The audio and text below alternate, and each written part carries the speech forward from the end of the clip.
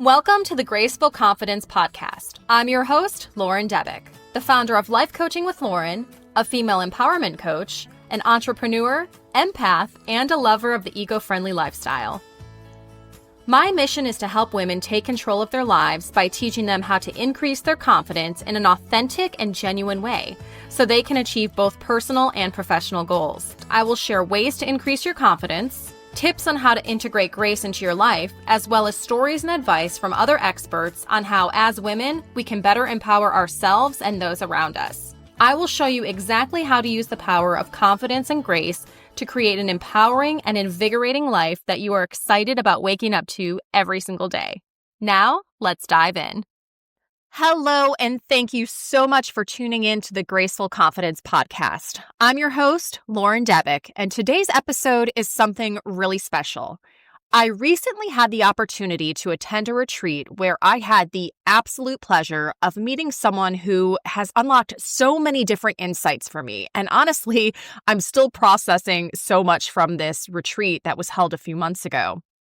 Today, we are diving deep into a topic that really has been transforming the way I see myself, my relationships, those around me, and that topic is human design. So if you are not familiar with human design, you are going to learn all about it in today's episode.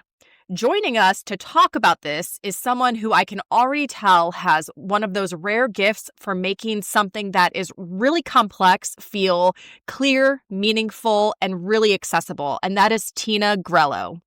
Tina is the founder of Journey to Love, a space where she helps seekers of all kinds decode their unique human design into a powerful map for living with clarity, confidence, and alignment. For more than 25 years, Tina has been on her own path of self-discovery, from psychology and emotional healing tools to human design certification, bringing her curiosity, compassion, and deep insight to her work guiding others. What I have personally experienced in my time with Tina is the gift of understanding not just my patterns, but my energy, my decision-making style, and even the why behind how I show up in the world. This whole experience has been eye-opening, grounding, and honestly a little bit freeing. In today's episode, Tina will help us understand what human design actually is, explore how it can bring confidence and ease into our lives, and talk about relationships, alignment, and making decisions with less fear and more flow according to your unique human makeup. So, without further ado, let's welcome Tina Grello to the podcast. Tina, thank you so much for being on this episode of the Graceful Confidence Podcast. How are you? I am great. Thank you for having me. Thank you so much for being here. So, as I mentioned in my introduction, I had the pleasure of meeting you at a retreat a little bit ago, and it just blew my mind, everything that goes into the conversation about human design. And I feel like even though we spent a whole weekend with you, I just got a little taste of it. So I'm really excited about our conversation today so we can dive more into it. So to get us started, how did you first discover human design and what made you fall in love with it? That is an amazing question because a friend of mine who loves to send me emails sends me a lot of emails. So sometimes I read them and sometimes I don't. She had sent me emails about human design for months, and they didn't really catch my attention. But at one point, there was an email that came through, and I think the title was something like, "Are you exhausted or are you tired?" And in that moment, I absolutely was on every level of my life. And so I opened it. And literally, that was the beginning. I opened that email and it was a nice, there was a paragraph or two about why, if you're tired or exhausted, why it might be. And then there was an invitation to run my chart, to run my human design chart. So I was immediately intrigued, ran my chart, and was just confused at first because I was like, what are all these numbers and what is this really weird shape and symbol of this being, maybe not being? But I was captivated is the word. And so that weekend, I started my studies, literally. I just dove in and I don't think I've stopped since then. I would say why I fell in love with it and was so intrigued. It was because it was practical and I could really understand the science behind it, but it was also showing me things that I knew about myself that I couldn't really put into words. And I felt really validated and this huge sigh of relief. So that was what brought me into it. That's awesome. And for listeners who may not understand what this is or be new to this entire concept, what is human design and what makes it so unique? So I get that question a ton. I once told somebody, they asked me what I did for a living, and I said I do human design, and they kind of stopped and paused and said, "Are you a tattoo artist?"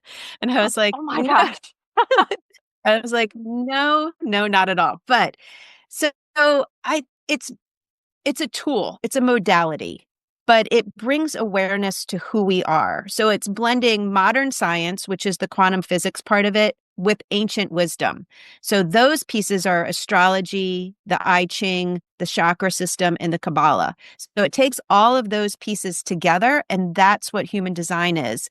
And it gives us an understanding for who we are, how we show up in the world, how our energy flows out of us, where it's maybe flowing and it's hitting a little bit of a speed bump, and where it's just flowing and it's doing a great job and we feel really good in alignment. So when we feel out of alignment or we have a block, this is the modality that can really show us where that block is, give us language for it, and how to remove that block or how to work with that block if that's something we have to do. So a lot of it has to do with energy then, is what I'm hearing. Yeah. So this is all energy. This is energy that we all carry, and it's specific to us. So it's based off of exactly when you were born. Okay. And so that energy that was present, and it comes from the astrology part of it is where the planets were when you were born. And some of human design is actually even where the planets were 3 months before you were born. So it's very deep. There's lots of layers to human design. But yes, this is all we're talking energy, the energy that you are walking around with every day. Awesome. Which we know people have energy. So to be able to put a structure and a framework around it is just so cool to me. So going into this a little bit more, what are the core components of the human design chart? And how can understanding what those core components are help someone understand themselves and their energy and other people's energy and bringing that component into it? That's a huge question, but I'm going to try to break it down. So I see human design, if we can just all envision a giant onion. So there is an outer layer, and I would love for everybody to know the outer layer of their human design, because once I explain it to you, I think you'll see how it could help everybody with themselves, but also with how they are with other people. So the outer layer of that onion is, I'll give you some language, some human design vocabulary: type, strategy, and authority. This is the outer layer. So there's 5 types, there's 7 authorities, and there's 5 different strategies. So once we know that, then we can see, how do we show up in this outer layer? How do we use our energy just in the outer layer? That's a huge shift for a lot of people. And so we then can look a little bit deeper. We can look at what we call profiles. And this is how you move through life. The way are you somebody who has to really investigate things? Do you like to experiment? There's all these different profiles, and they go together, and they make how you move through life and how people see you, how people actually see you in life. Then we can go a little bit deeper and we can look at things called centers, and that's the shapes that you see when you print out your chart. And some of you have consistent energy and some of them you're open. So people are influencing you. And this is just a very, very big overview because it does get way more detailed than this. From centers, we can go into gates and channels, and these are like themes and gifts that you have in your design energy. That's a gift that you can offer to the rest of the world. Themes, life themes that you may find come back around again and again and again, or lessons. And having the awareness of what these are makes your ability to be in better alignment with yourself and have more ease and flow, and I think peace, happen when you know these, when you are aware of these. I feel like a lot of human design is awareness, because once you understand something and are aware of it, you can't go back. And it really helps you navigate how you're moving forward consciously and hopefully in alignment. Well, I can say as a personal experience for this, for years, I have been fixated on the concept of joy and like doing things that make me feel good. And my mantra has been, when you feel good, you do good. So years, this has been in the process for years. And then when we had the retreat and I got to dive into my chart and see that one of those foundation pieces for me was about doing things that bring me joy, which will help me be of more service to others. It was like I felt validated. I think that's the best way to describe it for myself. I felt validated in what I was doing. So I've asked myself a lot of questions about like life purpose and what am I here for? So for me, this was a good way to bring all those pieces together, which was really exciting. But I can see how maybe some people who aren't in alignment, and this is new, like when you talk about being in the flow and being at peace, how do you know when you're not in alignment, and what are some changes that you can do to become more in alignment with your true human design? That's an amazing question as well. So if we just look at that outer layer and we look at the types, we can use you're a manifesting generator. So we'll use that type as an example. You can just be in alignment or out of alignment as a manifesting generator. So you are here to spin a lot of plates, to juggle a lot of things, and to do a lot of things. You have big energy. So if you're doing that, and if you're doing it with things that are lighting you up and you're excited about, you're going to feel great satisfaction. So right there, that is on that outer layer. When you're feeling that satisfaction with the things you're doing, that's in alignment. For you, if you're doing something and you feel really frustrated, that could be out of alignment. So we can do this with every piece of your design. So you talked about joy, and we could look at where that is in your chart, what planets it's in. And that's going to give it a little bit of a flavor and a whole nother piece that we can look at. So when you're in joy, when you're doing something that's joyful and you're in joy and you're talking about joy and you're smiling and you're happy, you know you're in alignment. You could know that maybe you're a little off alignment, or you're just not in a position of doing something that's really exciting to you if you're feeling a lack of joy or maybe even a little melancholy. So we do this with every piece of the chart, and that's where the map starts to take shape for people. I see it. I feel it. It's awesome. So I highly encourage people to look deeper into this for themselves to understand who they are. So a question that kind of came to my mind as I'm learning about this, talking to you, is how is this different or similar to like personality types or enneagrams or other ways that people tend to define themselves? So I see human design as something that's very, very specific to you. So, and it's not better or worse. I think all of these modalities really complement each other and give us a better definition when we're seeking something of where we are and what we're doing in life. Because human design is so specific to you, if everybody thinks of themselves as a car, and you're your own unique car, you're your own brand and model, very specific to you. Human design is like your owner's manual. So when you start to dive into the deeper layers, yes, there's 5 types, but not every manifesting generator has all of the energy themes that you have in the particular planet placement the way you do. So it becomes very unique to you and very specific to you. So it's more honed in than some of the other modalities. That makes sense. I can see that.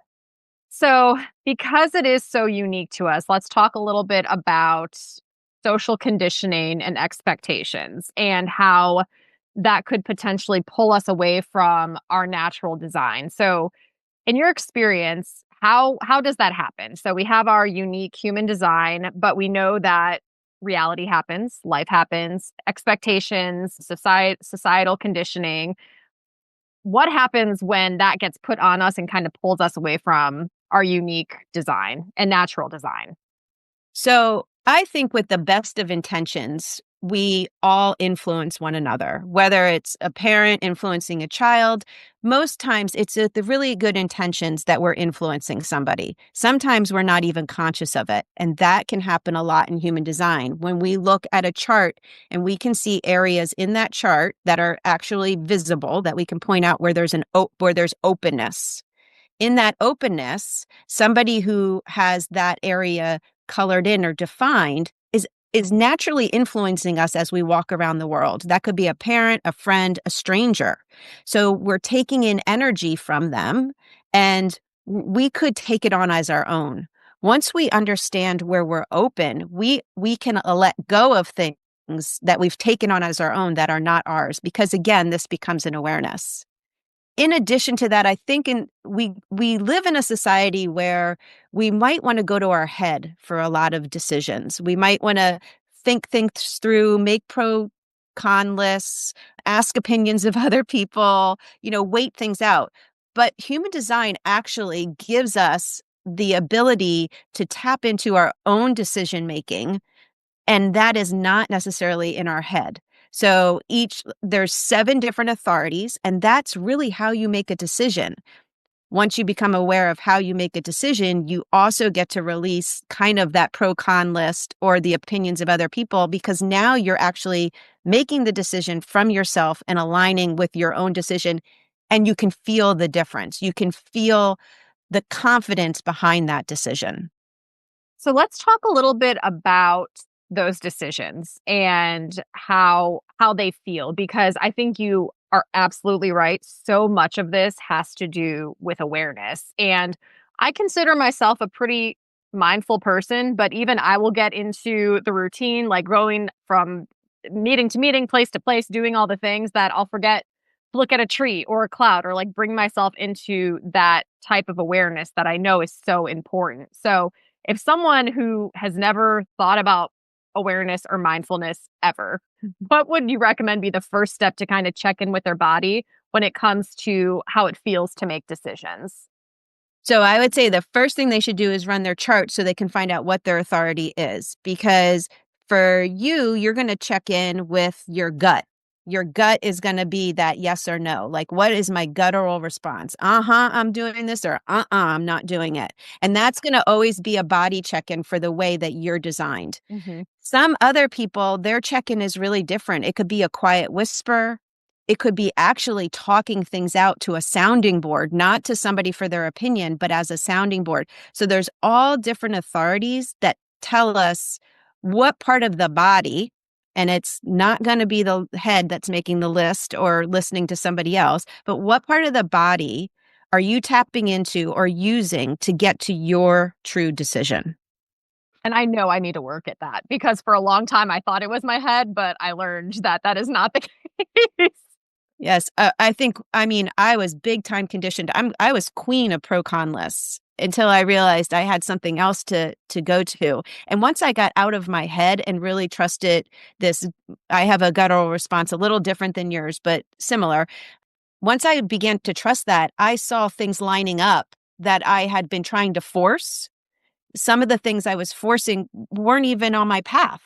So it was a blessing they weren't happening. But when I started to line up with, oh, yeah, that is what's good for, like, that is what I want, and let that other stuff go. Wow. It's like you can zoom when you get in touch with your own authority. Yeah. So let's talk about some like real world examples of that. So once someone understands their human design, or can check in with those decision making processes in their body, how can that improve their communication, their relationships, personally, professionally? Like, what are the benefits of understanding this in your life? So if you understand what your type is, and you can understand other people's types, because there's 5 types. So even if we all just took into account the different types that there are, and I understand that this is the way that I work, and this is the way that I make decisions, and you work differently and make decisions differently, right there is, it takes off this, I'm doing it right, because you are doing it right for yourself. and they are doing it right for themselves. So it opens people up to seeing the differences, but you can actually see the differences and begin to understand those differences and integrate them into how you do relationships, how you do coworkers, children, whatever it is, because we all are so unique. And once we can see that uniqueness and understand how that person is really using their energy, making decisions, when some people need more rest than other people. Some people are really busy, need to be busy, need to be doing lots of things. So when we can understand all those differences, I think it improves communication. It reduces tension and stress. You don't think you have to keep up with somebody else or be like somebody else. So there's a lot of relief, I think, that's built into understanding human design, and a lot of coming back to who we are and being good with that, but also allowing other people to be who they are and being good with that. I owned several businesses before I knew human design, and I wish I knew this then, because my staff, I would have had everybody, if they were willing, run their chart, because I think I would have. Sometimes there were people that were really quiet, and they probably would have been best.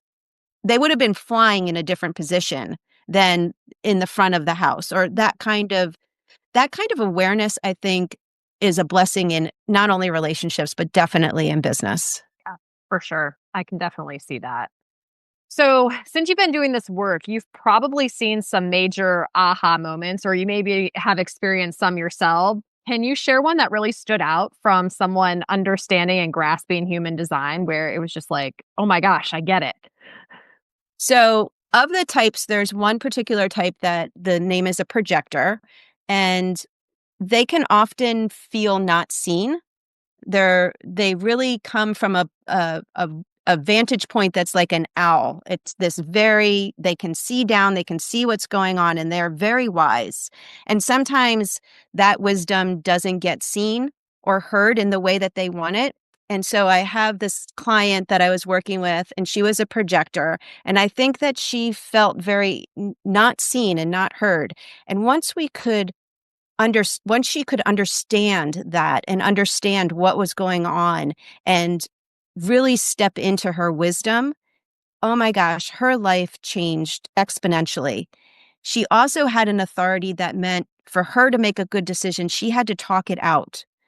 And she really needed somebody just to listen as a sounding board and spend time talking things out. And once she was able to find the people that were able to listen to her, again, transformational. So these are the outer layers. This isn't even diving into the specific energies. Just these little tweaks, sometimes that's what it is. It's a tweak, can change somebody's life. And I saw her go from somebody who was very shut down and burnt out to now completely thriving because she's understanding how to use her energy differently. So, kind of along those same lines, how would you recommend someone use their design to guide their career or creative direction, especially if they're feeling that feeling of unstuck or unsure or not sure what to do next? So the first thing is you really have to get awareness of your design. And then from there, you look at the components of it and start making more aligned decisions with what is in that chart. What is your blueprint? If you're opening your owner's manual, how do turn on your lights? How do you turn on your car? Like really going into your owner's manual. And that is going to open up avenues for how you are in your career. If you feel like you're stuck, you feel like you have some purpose and you can't find it. If relationships seem to not be going smoothly, all of those things are pieces that I work with clients. And it is literally just by going into this chart and unfolding it and unraveling it and revealing the energies that are there. So, let's talk a little bit about energy because I know there's just so much awesome energy work out there from the sound bowls and Reiki and like a slew of different things. So, have you found one modality to be better at energy alignment than another? Or how does that component fall into human design as it relates to energy? I think the big thing about human design is what resonates for the person. So for me, energy work could be tapping. It could be sound bowls, right? And that really, like, when somebody says, "Hey, do you want to do tapping?" I'm like, "Uh-huh." But that's me, right? For you, it could be another form. It could be Reiki. You could be like, "Oh my gosh, Reiki is the best." So this is where we're always going back to the person and finding what is the best energy work for you. And I think sometimes we hear somebody say, "Oh, this is a really good thing. It worked great for me." And then we try it and it doesn't. And this is why. It's not that it didn't work great for that other person. It just wasn't the one for you. And we always have to come back to ourselves and say, what is the best energy work for you? What is the best way to kind of calm yourself, get centered? What works best for you? If somebody told me to meditate, I would say, no way. That does not work for me. I'm not a meditator. And it doesn't mean that it doesn't work for a ton of other people. But this is and I can see in my chart, literally, why meditation does not work for me. So, and it might work really, really well for you. And then we could probably look in your chart and be like, oh, of course. And we could look at that. So it's always about coming back to ourselves. I was going to ask, where in the chart does it show what type of energy work might be best for you? Well, we would have to dive deep into that. It is fascinating. And for those who may not have seen a snapshot or a screenshot of what the chart looks like, it's intense. It is very involved. There are multiple, like you said, layers to this. So yeah, I was having fun with the different channels and the different strategies and playing around with it and looking at all the numbers and stuff. So there's a lot involved, which is why you need someone like Tina to help guide you through it, because it's a lot. What do you hope people take away from learning about their human design and their unique makeup?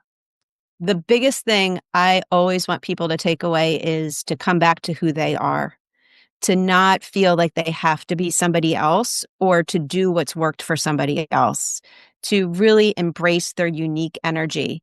If you feel a little different, it's because we all are. Like when I really understood my human design, which I'm still unraveling because there's so many layers. It just goes on and on and on. But when I fully got a really good grasp of my human design, there was such relief in all the years of my life that I felt like I didn't fit or that I was just different than everybody else. And I think we all are. We're really different. And so I want to change the language of that to how unique we all are and to really empower people and lift them up and show them the magic that they actually have, because we all have magic in our chart. And it's sometimes people just aren't looking at their magic because they're too busy looking at somebody else's magic. There's a lot of conversation about living authentically, living genuinely, and I see this being such an important component of that. But I don't often hear people talk about understanding human design and your chart to then live authentically and to be yourself. And I don't know why it's so hard to just be yourself, but I know we all struggle with it. I struggle with it still to this day, but it is difficult for many different reasons. It is. And I think once you see your chart and you start to understand it, we take on so much of other people. Like I said, in those open areas, just in there's people pleasing in the chart, which is also has a higher vibration of just a level of sensitivity that we can tap into and be super aware. I mean, there's intuition in the chart that we can tap into, or we could go to fear of what's going to happen. So it's this dance and this understanding. And again, I think when we can give it language that gives us some validation and some relief around who we are, we can really start stretching for the higher vibration of our uniqueness. And it feels lighter. It feels like life starts to flow better. Yeah. I've had the opportunity to be in situations where life was not flowing, where it did feel very stuck, and then to be in the flow. And it is very difficult for me to find the words to explain how it feels, but it is very much a feeling. There's some stuff happening right now in my life where I feel like it's just butting up against a rock, and I'm like having to make some pretty big decisions about that. And that's hard and frustrating, and I don't like that, but I know what it feels like when it's supposed to be the way it's supposed to be. So that's just something that I'm like internally struggling with. And because of my experience recently at the retreat and diving into this, I'm taking that a little more seriously than maybe I would have beforehand. Yeah, I think our body sends us big signals. Our Yep. body, it's almost like the final train. Our body's like, yeah, no, this doesn't feel good. It feels like we're hitting our head against something. Yeah. And often we try to push through, or even in our society, it's like, put your head down to the ground and just grit through it. No, no, no. That's a big sign that you are not in alignment. And so when we're pushing against something, the big pause in the breath and say, okay, what's here for me to learn? Where is my alignment? Because it can be easier. It can be where you feel more flow. That's not to say that all alignment is just, roses. And this out of alignment, when we are out of alignment or not, when we feel a little bit stuck, there's wisdom in that. There is big wisdom in that we will take forward. So there's no bad in human design. In my opinion, it is all good, because even there's places where I look and I say, okay, well, that's still a struggle for me, or that's something I'd like to transform. There is big wisdom there for me to bring forward. So without the alto, we don't have the soprano. And that's what I always want people to remember. Both are necessary. Can you talk a little bit about how or where someone may need to be in their journey to be at a point where they're ready to move forward with human design? I'm remembering something you said at the retreat because I'm a huge proponent of mental health, behavioral health services, but if someone's dealing with past trauma, past issues, how does that play a role into all of this and understanding where you are and how to move forward? So I very much believe that this is what I do is coaching. It's, I am not a therapist. And so if somebody has big trauma, then they need the proper person who has the degree and the professional accolades to handle that trauma. But if somebody is just stuck, they're not sure how to make decisions, there's no big component where they need a mental health practitioner, then anybody can do this work. Anybody can start this process. And you can go as deep as you want. You can do just that outer layer and know your type, and it will help. It will definitely help just knowing that outer layer. Awesome. Thank you for that. You're welcome. What resources would you recommend for someone who wants to explore something like this a little bit deeper? So everybody's unique, as we've established here today.